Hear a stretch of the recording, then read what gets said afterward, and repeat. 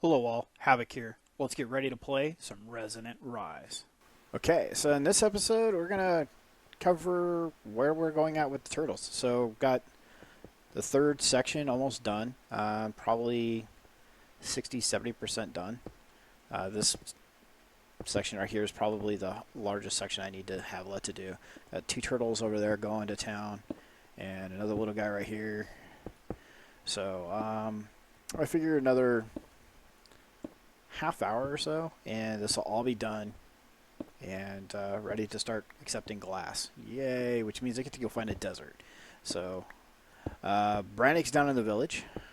Say hi. Hello. So, he's down over there, and it was pretty awesome. I was standing up here on this berry tip right here, right here, and I saw him come in from the village, and he was standing right down there by where that plant is, and I pulled my bow out and was getting really close. You can see, watch the arrow just. That's so awesome. So, yeah, we can pick mobs off or people we don't like Brannick, off from up here. Thanks. No problem, man. That's what you're here for, target practice. Okay. So, yeah, this is what we're going to do. And then I am going to do the quarry. I was talking to Brannick about it. I wanted to put a big hole right in the middle, going all the way down to the bottom. And it'll allow us to use this mountain as a better form of infrastructure, to more than just this one little floor. So we'll be able to branch off inside of here and use turtles to do that. And it'll just add to the epicness of the overall mountain. And so, yeah, so I'm going to continue working on this, and I'll bring you guys back when we're nearly done. So see you on the other side of the cut. Okay, so I thought I'd bring you guys back and see where we're at. You can see night is coming. You look on the mini map in the top right corner of the screen, you notice that there are a lot of torches, and it's a perfect grid. I think it's so cool when it looks like that. Oh, come back here. Oh, there it goes. It looks so awesome. It's a perfect grid of torches. So, yeah, there's one section left to go, and it's right here.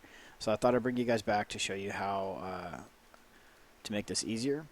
I made like 4 trips down there, and every time I went down there, I was like, man, I need to make myself a tape measure.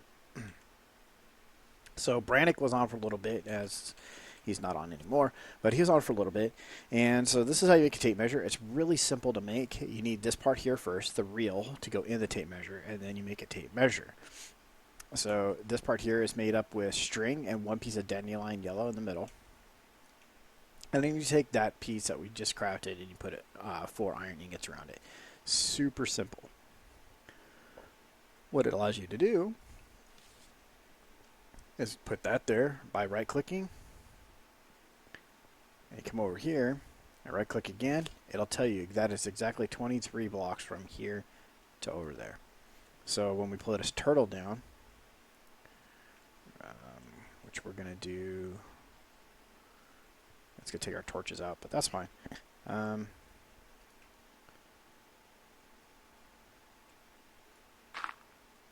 we're going to go like this, put a turtle here, and give him a piece of coal.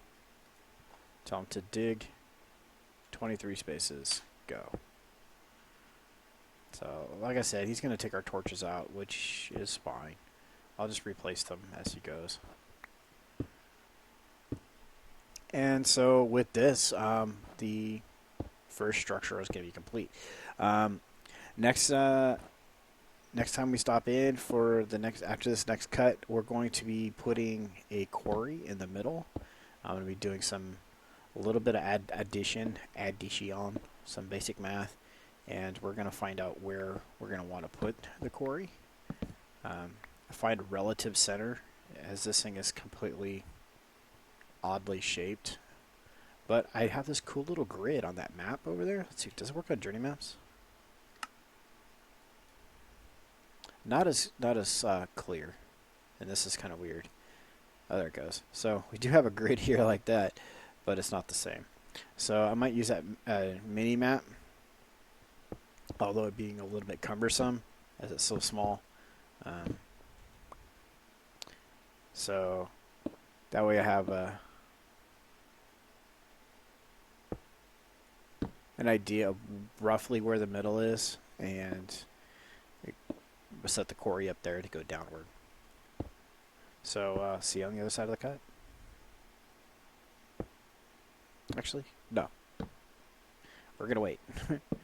There's 6 more blocks. You guys can be here for the final block, because here it comes.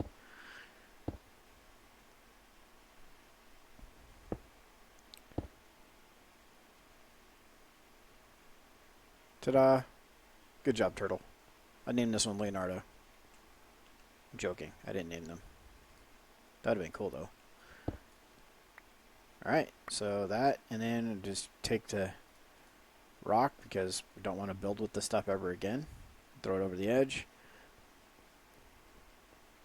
Alright, so now I'm going to go back down to the village. Actually, I'm going to sleep, go down to the village, make a quarry, and then come back up here and figure out roughly where we're going to do it. I think it's going to be like right here. I think, seriously, it's going to be like right here. Oh, let's use this. So this is what you call chunk boundaries.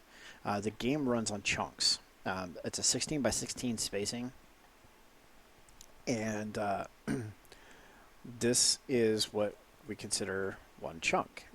And we will use this to kind of figure out where we want to be, because when you're doing what's called chunk loading, usually you get one chunk in the middle, or a 3 by 3, which is, you know, a 9 chunk area.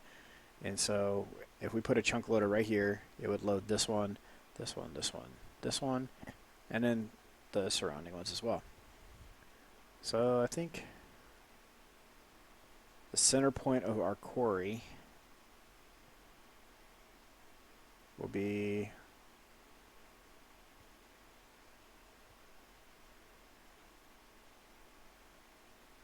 because I'm also looking at how that works over there, because I know that this is the longest point out there, because I put the first torch out there on the very tip.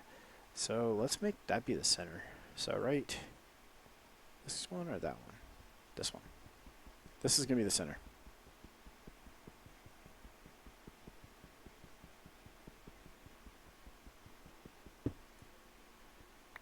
Alright, so I'm going to go make a quarry, and see you guys after this cut. Okay, so I haven't showed you this side in a while. Went to go make the quarry and realized I'm out of a lot of the supplies. Why that meat so loud? Why?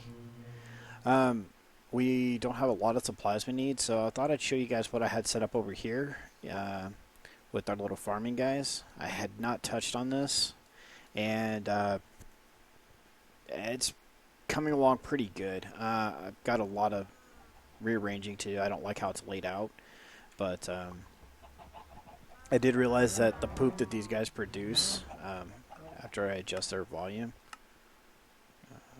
friendly creatures, there we go. The poop that they produce fertilizes, so that's why I put the dry dirt around the outsides, because it's getting a lot of grass and pneumatic craft plants growing, and it made it difficult to constantly try to reach here. So yeah, so I've got the dried dirt around here, and then the farms around the side are benefiting from the added fertilizer that's being brought in. So alright, so we put this here, this here, bam, so there's string.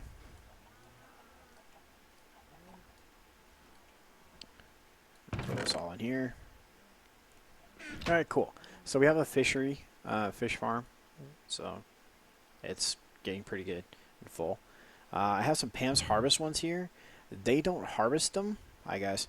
They don't harvest them, but they will maintain them. Like if I break this like that, they will come and plant one, which is pretty cool. Another thing that's kind of nice is that if I come by and I pick them all up like this, they land. Oh, that water block's empty. I gotta fill that up. They will. Excuse me, dude. All this stuff just gets put inside that thing, and so I can come pick it up later. So it's convenient for that part. So it's kind of like a little vacuum hopper system. But like I said, they also maintain the farm itself, which makes it really nice. I have one upgrade on the wheat farm, and occasionally pneumatic plants get in there, which just really sucks. So wheat. Yeah, there's another one over there. Oh, that's a water one. I'm okay with that. And get you out of here. So the reason I'm trying to keep the pneumatic craft plants out is because there's a creeper plant that blows up, and I don't want it making a mess. So, but hey, there's some ink sacs. Oh, from the squid plant. That's interesting. So okay, it's a creeper plant. I want seeds. There we go. I'm not feeding chickens right now, so I'm putting all the seeds into here. So 1,900 of them. So when we need chicken, we can totally go to town on those. So we got lettuce here, and the husbandry is growing there. So pretty cool stuff. And then over here, I got some automated cooking going. I had 2 tree farms at one point, but it just was so overwhelming that I cut it down to just one. And I have oak being turned into charcoal, and so I swap out that cache with this cache and just rotate them back and forth. And so we got 4,333, so 67 stacks of charcoal. And this is a chest that hoppers into here. Well, it doesn't use a hopper, it uses an item node. And then anything that gets cooked through this furnace or this furnace gets sent into, or this furnace here too, gets sent into the system. So we have steaks, toast, so we put toast up there, pork chops, chicken, and fried eggs. So, or cooked eggs, not fried eggs. Then on the backside, I have an RF tool crafter, and with a photovoltaic cell on top to charge it. And basically, I just put wheat in here. I guess I can show you guys real quick. Hold on. So I'll grab a stack of wheat. Normally, this is how I would do it. Is I come over here, take this, put it in here, turn it into flour, and then take the flour and put it into the furnace and all that fun stuff. So eventually, I'll have the courier. It's a little guy just like this, and I can literally tell him to run to all these places and collect all the inventory and put it wherever I want, which I'll tell him to put it inside of here. So if you take and put inventory inside of here, it will automatically craft it for you and then either import it or export it. And I have it set to export. So I just take and put the wheat in here and bam, it automatically crafts it. It takes a little bit of RF power. It's not that big a deal. And it's done. And so now this is exporting it into this chest. And I have it done this way so I can put stuff in here on my own. And then it sucks it up and puts it into that top furnace up there. See? It's cooking flour into bread. And then we come to here. It's turning the bread into toast. And it's taking the toast and putting it down here in the cache. 1,953. 53. Come on. There it goes. So there we go. That's toast. And then that's what's feeding my villagers. It has a very high saturation level and a lot of fluid levels. So fluid levels. Wrong word. So yeah, this is my. It's not pretty by any stretch of the imagination, but it's very efficient. So, well, I don't know if it's efficient, but it's effective. So, if I need to smelt random things, like I was doing the dirt for there, just turn around, just go like this. Throw that in here. So the only thing that this thing is going to get is coal from this. This one doesn't get anything. But, yeah, so this makes the dry dirt. That's what this is. And nothing will grow on that.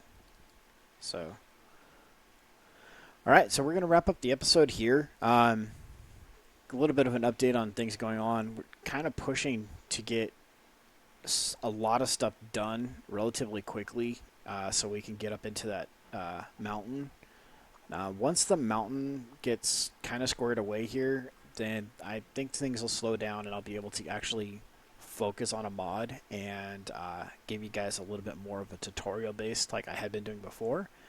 You guys seem to want that more than anything, more than just watching me recap what I'm doing. So I'll redo some Agent Warfare stuff and show you guys what I've been doing with that.